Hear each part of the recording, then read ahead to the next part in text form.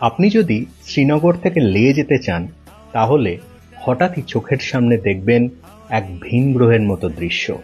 মাটির রং ফ্যাকাশে হলুদ, ঢেউ খেলানো পাহাড় যেন চাঁদের পৃষ্ঠের মতো। এটাই লামায়ুরু মুনল্যান্ড। এই রহস্যময় প্রাকৃতিক দৃশ্যের মাঝেই পাহাড়ের গা ঘেঁষে দাঁড়িয়ে আছে লামায়ুরু মনেস্ট্রি, লাদাখের প্রাচীনতম বৌদ্ধ মঠগুলির মধ্যে একটি।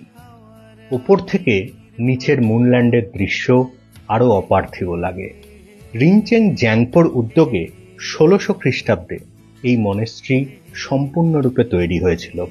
এই পথেই পাশ দিয়ে বয়ে চলা ইন্দাস নদীর সাথে চলতে চলতে আলচি মনেস্ট্রি, ইন্দাস আর ঝাঁসকার নদীর সঙ্গম, গুরুদ্বারা পাথর Sahib, magnetic hill R hall of fame দেখে পৌঁছে যেতে পারেন লেতে।